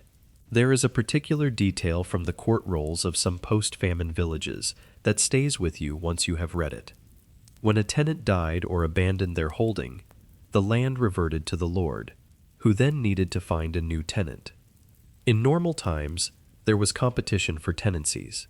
In the years after the famine, some holdings went unoccupied for months or years because there was simply nobody left to take them. The land was there, the house was there, or what remained of it. But the people who might have worked it were dead, or gone, or too broken by the preceding years to take on new obligations. The abundance of empty land in a world that had been short of land just a few years earlier was its own quiet testimony to how thoroughly the famine had torn through the working population. The Lord, incidentally, did not starve. The Lord's granaries were deeper, his resources broader, and his ability to purchase food at inflated prices was undiminished by a crisis that destroyed the households that worked his land. The same structural inequality that made peacetime hard for the laborer made famine survivable for the Lord. The system worked exactly as it was designed to, which is to say, it protected wealth at the expense of labor. This was not malice, it was architecture, and the architecture did what architecture always does. It determined who stayed dry when the rain came. The emotional weight of this section is heavy, and that is intentional. The famine is the dark center of the medieval food story, the place where the tight margins and the structural extractions and the dependence on weather all converge into a single catastrophic event. But it is not the whole story, because on the other side of the famine, on the other side of the empty holdings and the disappeared names, the survivors did something that survivors have always done. They continued, they replanted, they rebuilt, and in the years that followed, they found reasons, sometimes small and sometimes significant, to gather together and eat well. Because the medieval calendar was not only famine and fasting and careful rationing, woven through the year, scattered across the months like bright threads in rough cloth, were the feast days, and on a feast day, the rules changed. The number of feast days and holidays in the medieval calendar is genuinely surprising to a modern person accustomed to a handful of bank holidays and a 2-week vacation. The medieval English year contained somewhere between 40 and 60 days designated as holidays or feast days, depending on the region, the diocese, and which local saints the parish chose to honor. These were days when work stopped, or at least slowed, and when the community gathered to eat, drink, and celebrate with a generosity that the rest of the year could not sustain. Christmas, Easter, Midsummer, Michaelmas, the feast of the local patron saint, Harvest Home, Plough Monday, Whitsun. The calendar was thick with occasions that demanded, or at least encouraged, eating well. And eating well on a feast day meant eating differently. The pottage was richer. Meat appeared that was absent on ordinary days. The ale flowed more freely. If someone in the village had slaughtered a pig or a goose for the occasion, the meat was shared across multiple households. The lord, on certain feast days, was obligated by custom to provide food for his tenants. This was not charity in the modern sense. It was a feudal obligation, an expected part of the relationship between lord and tenant, and a lord who failed to provide the customary feast risked not just grumbling, but genuine resentment from a community that took these obligations seriously. The feast was owed. It was part of the deal. Harvest Home was perhaps the most emotionally significant of all the food celebrations, because it marked the moment when the year's anxiety about food finally resolved. The crops were in, the grain was stored. The question that had hung over the household since spring, will there be enough, had been answered. And if the answer was yes, the relief was physical. You could feel it in your shoulders. Harvest Home was celebrated with a communal meal, often provided by the Lord or organized collectively by the village, and it featured the best food the community could produce: fresh bread from the new grain, roasted meat, ale brewed strong for the occasion, pies and puddings that used ingredients the household had been carefully rationing for months. It was not just a meal, it was an exhalation, a collective letting go of the tension that the growing season had wound into every body in the village. The emotional weight of feast day food is something that modern people understand instinctively, even if they do not think about it in these terms. The specific dishes that appear at Christmas, or Thanksgiving, or Eid, are not just food, they are markers. They signal that today is not an ordinary day. They carry memory, tradition, and the accumulated emotional resonance of every previous time that dish appeared on the table. Medieval feast day food worked exactly the same way. The roast goose at Christmas was not just a goose. It was the taste of Christmas itself, the flavor that told your body and your mind that the dark midwinter had arrived, and the community was gathered and the year was turning. The taste was the ritual. Children understood this better than anyone. A child who ate salt herring and pottage for weeks during Lent, and then sat down to a feast day meal of roasted meat and fresh bread and sweet ale, was experiencing a contrast so sharp it imprinted itself on memory for life. The feast day was not just better food, it was the proof that better food existed, that abundance was possible, that the world contained more than the daily routine of just enough.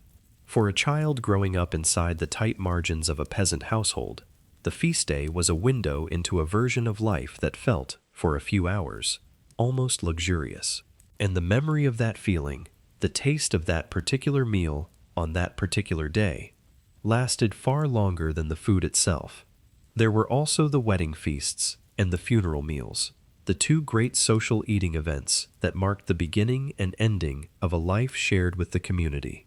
A wedding feast was a significant expense, often stretching the resources of the families involved to their practical limits, but it was also non-negotiable. The community expected a wedding feast. The couple's social standing in the village was partly established by the quality of the meal they provided. A generous feast earned goodwill that lasted years.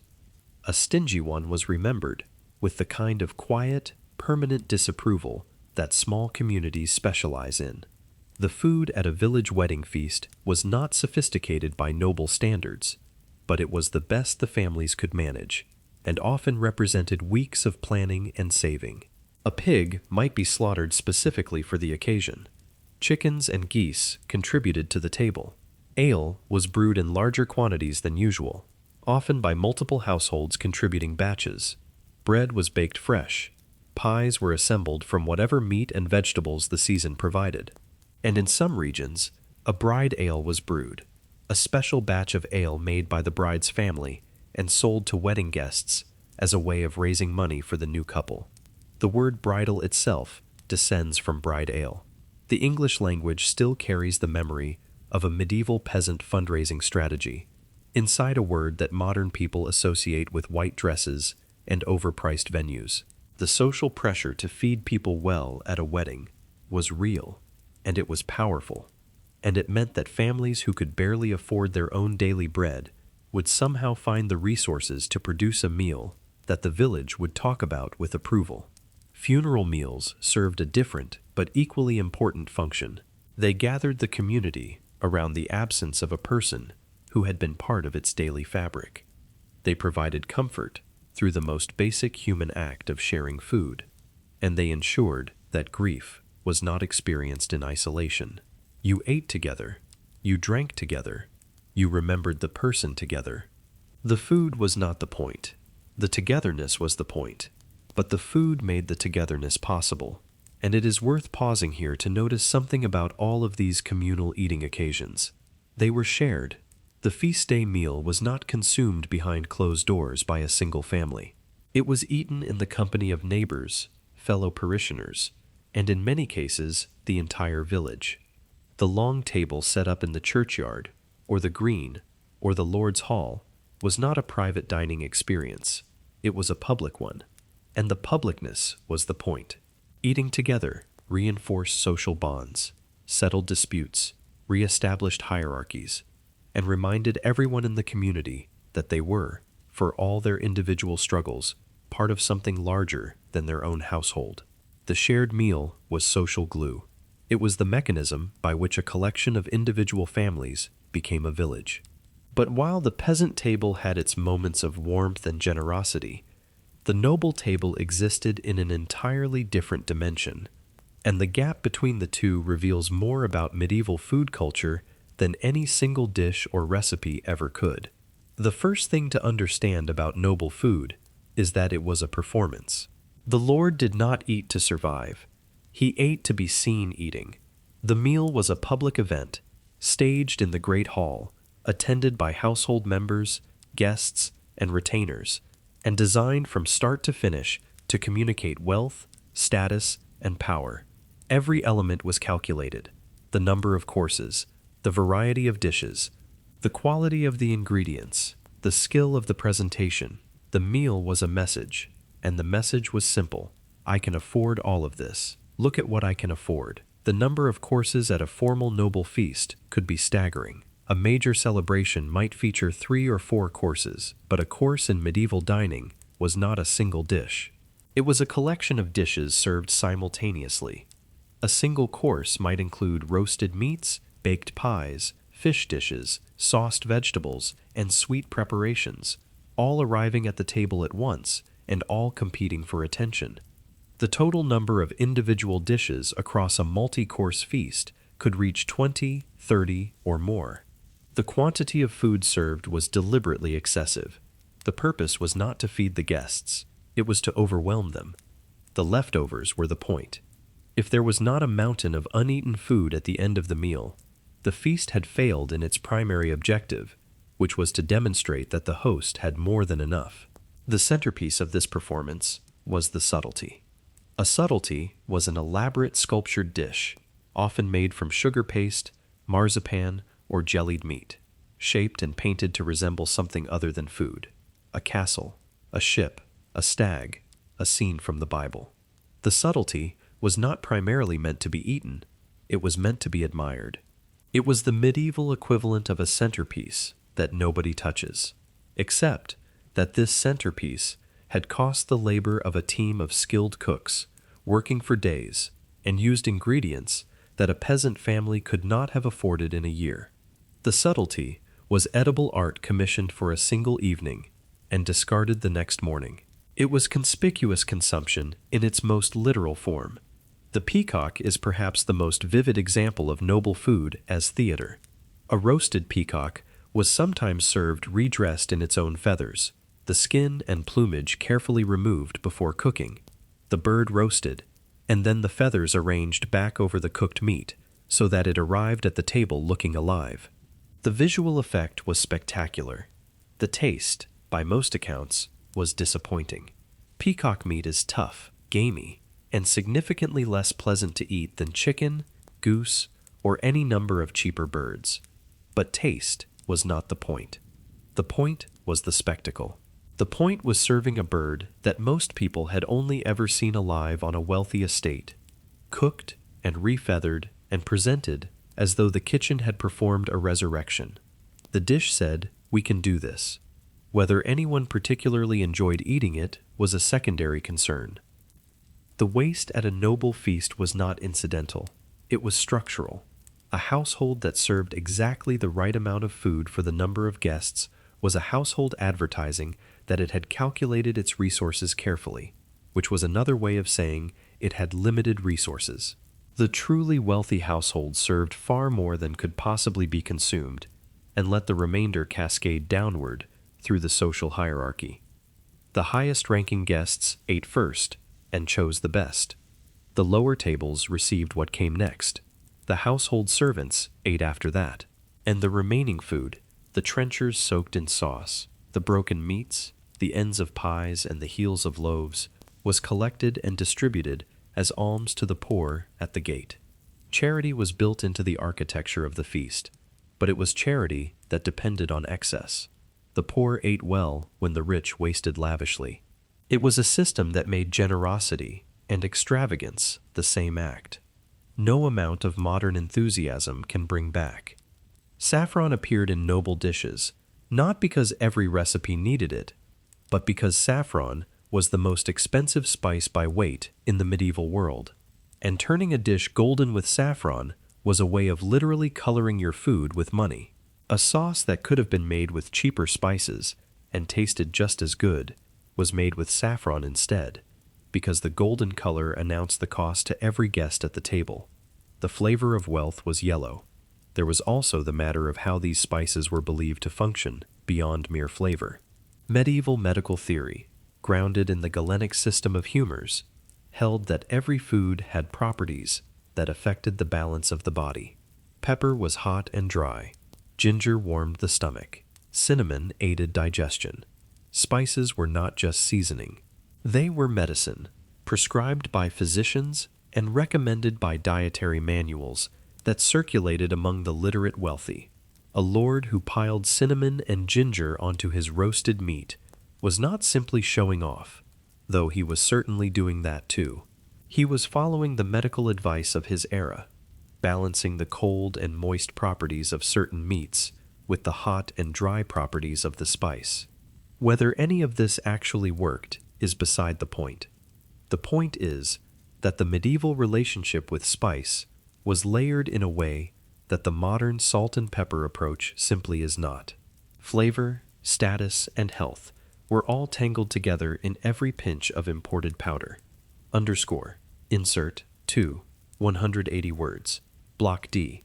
After, the architecture did what architecture always does. It determined who stayed dry when the rain came. And before, the emotional weight of this section is heavy. There is one more detail from the famine years that deserves mention, because it captures the human scale of the disaster in a way that statistics cannot. Contemporary chronicles record that in some towns, the poor were found dead in the streets, with grass and bark in their mouths. They had been eating whatever they could find, and what they could find was not food in any meaningful sense.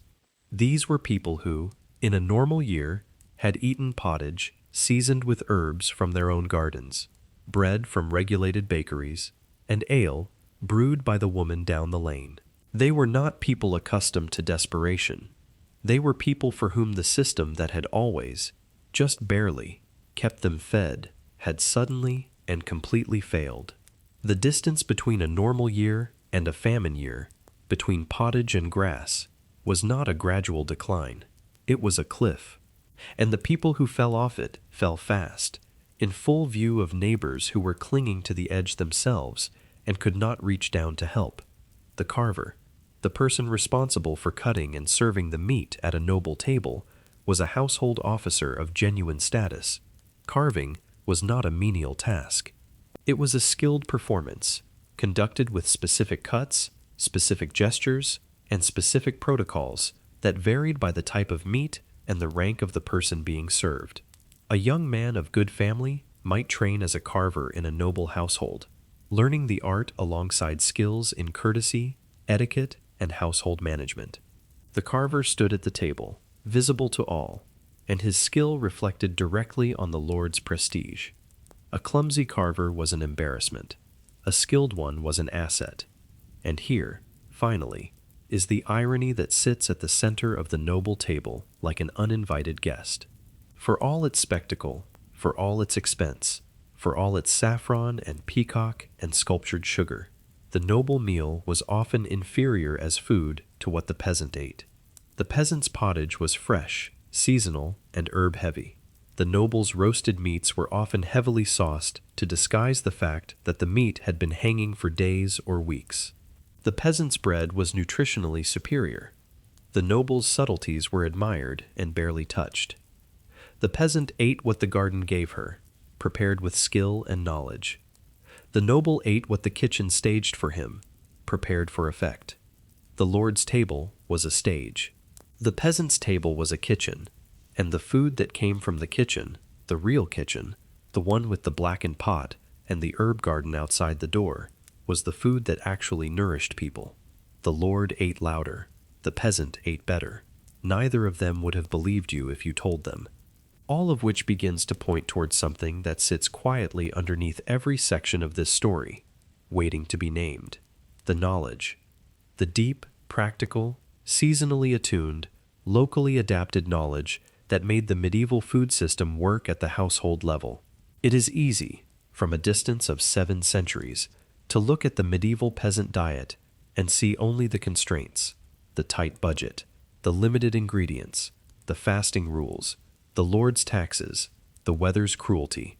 But inside those constraints, there was something that deserves a different word than survival. There was expertise. The woman who managed the household food supply across a full year without refrigeration, without a supply chain, without a grocery store, and without a single written recipe, was performing a feat of planning, knowledge, and adaptive skill that most modern people could not replicate if their lives depended on it. She knew what to plant and when. She knew what to harvest and how to store it.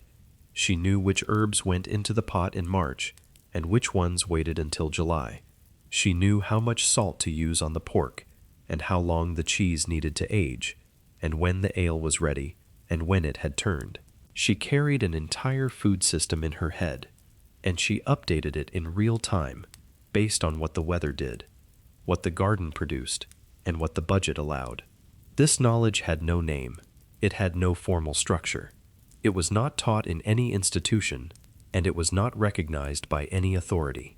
It was simply what women knew, passed from hand to hand across generations like the pot itself, and it was the invisible infrastructure upon which the entire peasant food system rested. Without it, the garden would have failed, the preservation would have failed, the budget would have collapsed. The pottage would have been, in fact, the flavourless gray mush of popular imagination. It was the knowledge that made the difference between the myth and the reality. Modern food culture has begun to rediscover fragments of this knowledge and to celebrate them as though they were inventions. Seasonal eating, local sourcing, nose-to-tail butchery, fermentation, herb-forward cooking, minimal food waste. Each of these concepts, currently presented as the cutting edge of sustainable food practice, was the baseline operating principle of a medieval peasant kitchen. The farm-to-table restaurant that charges a premium for a seasonal menu is selling, at a considerable markup, a version of what a medieval housewife did every single day for free. The fermentation enthusiast, carefully tending a jar of sauerkraut on the kitchen counter, is performing a simplified version of what medieval households did on an industrial scale every autumn. The zero-waste cooking movement, with its earnest commitment to using every part of the vegetable and every scrap of the animal, is rediscovering a practice that medieval poverty made mandatory and medieval skill made effective. There is something both admirable and faintly absurd about this rediscovery. Admirable because the knowledge is genuinely valuable, and its revival addresses real problems in the modern food system. Absurd because the rediscovery is presented as progress when it is, in a very real sense, return. We are not inventing a better food system. We are remembering one that worked, one that was destroyed not by failure, but by the Industrial Revolution's promise that technology could replace knowledge. The promise was partly true. Technology did replace the need for individual households to manage their own food supply from field to table. But in doing so, it also erased the knowledge that had sustained those households for centuries. And now, as the limitations and costs of the industrial food system become increasingly visible, we are reaching back toward exactly the kind of local, seasonal, knowledge-intensive food practice that the medieval peasant woman embodied. She would not understand the fuss. She would not understand why growing your own herbs is considered a lifestyle choice rather than a basic competence. She would not understand why preserving food for winter is treated as an artisanal skill rather than an obvious necessity. She would not understand why anyone would pay a premium for food that was seasonal and local when the alternative, food that was neither, would have struck her as bizarre and slightly suspicious. She lived inside a food system that modern culture is spending billions of pounds trying to recreate, and she did not think it was remarkable because she did not know any other way. The communal dimension of this knowledge is also worth naming because it is the part that modern food culture cannot replicate. The medieval peasant woman did not manage her food supply in isolation. She existed inside a network of neighbors, relatives, and fellow villagers who shared knowledge, shared labor, and shared surplus. When your peas came in early, you shared with the neighbor whose peas were late. When the neighbor's cheese turned out well, you learned what she had done differently. When the old woman at the end of the lane knew a remedy for the blight that was hitting the cabbages, the information spread through the village in a day. This was not organized. It was not formal. It was simply how a community of people who depended on each other for survival behaved. The knowledge was collective, the food system was communal, and the social bonds that made it work were maintained, in no small part, by the act of eating together. The modern locavore movement, for all its good intentions, cannot recreate this communal infrastructure. You can buy local vegetables at a farmer's market. You can grow herbs on your balcony. You can ferment your own kimchi and feel virtuous about it.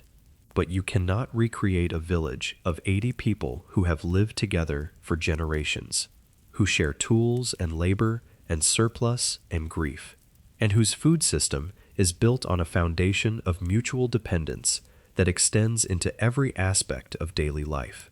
The knowledge was not just botanical, it was social, and the social fabric that supported it is the one thing that no amount of modern enthusiasm can bring back. Which brings us, gently, to the end of this long walk through the medieval kitchen. You have been here for hours now, inside the smoke and the garden and the pot and the regulations and the markets and the famine and the feast. You have eaten maslin bread and dipped it in pottage, seasoned with herbs that the woman of the house grew herself. You have tasted salt herring on a Friday and ale that would not last the week. You have watched the Lord's peacock arrive at the high table in its own feathers, and you have understood, quietly, that the food at your own table was better in every way that actually mattered. You have seen what happens when the harvest fails, and you have seen what happens when the community gathers to celebrate its survival. And underneath all of it, holding the entire system together, with hands that history barely noticed, was the knowledge, the steady, quiet, unglamorous, essential knowledge of how to feed a family from a garden, and a pot, and a budget that left almost nothing to spare. These were not primitive people eating primitive food. They were people who understood scarcity in a way that abundance has made it almost impossible for a modern person to comprehend. They understood it not as a crisis to be solved, but as a permanent condition to be managed. Every decision about food, from what to plant in April, to what to preserve in October, to what to eat in January, was shaped by the knowledge that there would never be quite enough, and that the gap between enough and not enough was closed by skill, not by luck. The woman managing the household food supply did not hope for the best. She planned for the likely, prepared for the bad, and knew in her bones that the difference between a household that made it through winter and one that did not was not wealth or divine favor, but the quality of the decisions made in September. The calendar itself was a knowledge system, and reading it correctly was a survival skill. Not the church calendar, though that mattered too, but the agricultural calendar, the calendar written in soil temperature and daylight hours, and the behavior of birds, and the appearance of specific wildflowers that signaled when the last frost had passed. A peasant woman who planted her peas too early lost them to frost. A woman who planted too late lost them to the summer heat. The window was narrow, and it shifted from year to year, based on conditions that no almanac could predict with certainty. Reading the signs correctly was a skill that took decades to develop, and that could not be taught from a book, because the book would have been wrong half the time. The land taught you, the weather taught you, and the failures taught you most of all. There was also the knowledge of what to do when things went wrong, which was a category of expertise that modern food systems have almost entirely outsourced. When the peas failed, you planted turnips. When the turnips failed, you foraged harder. When the ale turned sour before its time, you used it as vinegar rather than pouring it away. When the stored grain showed signs of mold, you sorted it, discarded what was dangerous, and used what was salvageable. When the pig died before slaughter season, you butchered it immediately and preserved what you could rather than mourning the lost plan. Adaptability was not a personality trait here. It was a professional requirement. The food system operated without a safety net, and the person managing it needed to be capable of rerouting around failure in real time, every time, without the luxury of ordering a replacement from somewhere else.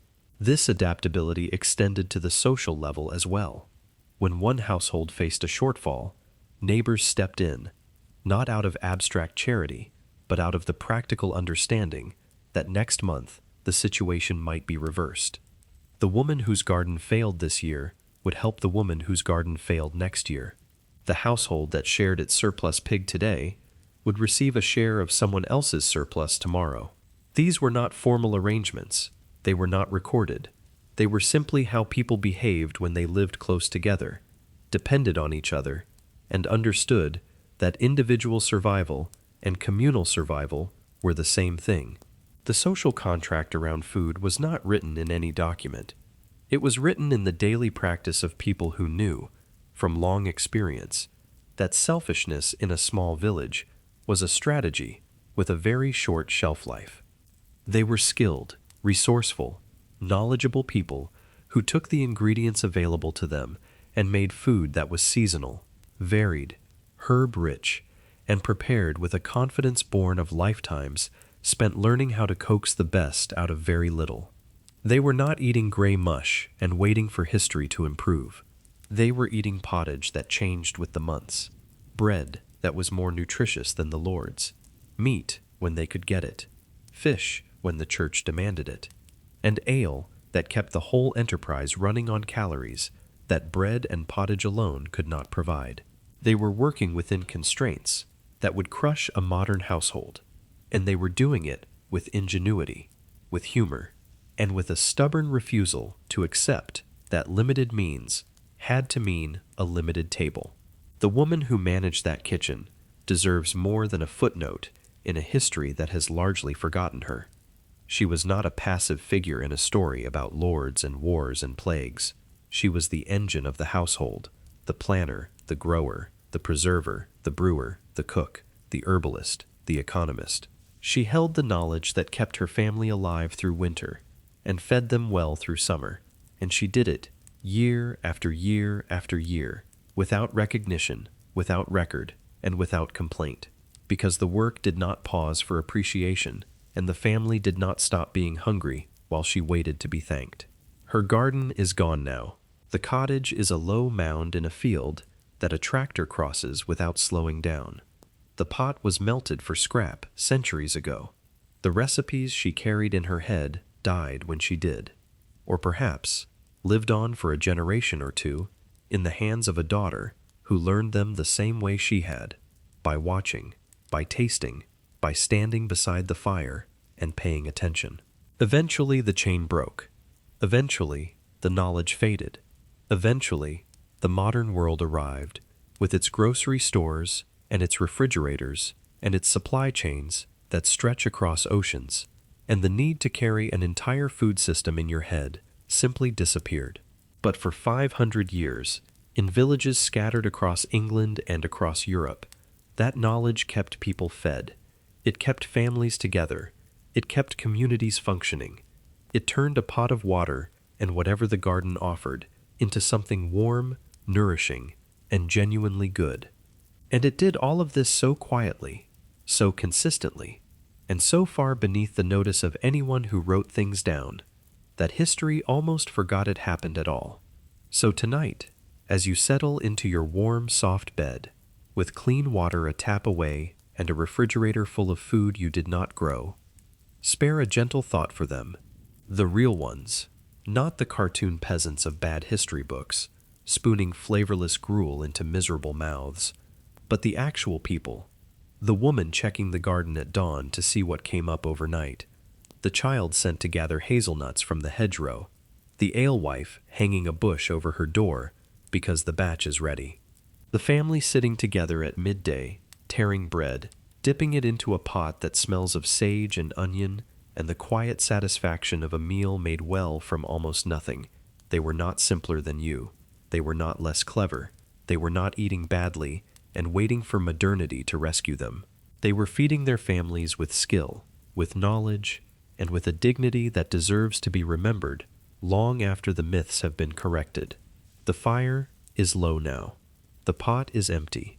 The garden is dark, and the herbs are sleeping in the cold soil, waiting for a spring that is still months away. The house is quiet. The bread is wrapped in cloth for tomorrow. The ale is nearly gone, but there will be a fresh batch by the end of the week, and the woman who made all of it happen is resting now. Finally, after a day that started before dawn and ended long after the children were asleep. Let her rest. Let them all rest, and let yourself rest too. The past was never a tidy story with simple lessons. It was messier, funnier, and far more human than that. The food was better than you thought. The people were cleverer than you were told. And the knowledge that held it all together was deeper, quieter, and more beautiful than any history book has ever managed to say. Breathe slow. Let the old myths fade softly into the dark, and sleep well tonight, knowing that the truth, as always, was more interesting than the lie.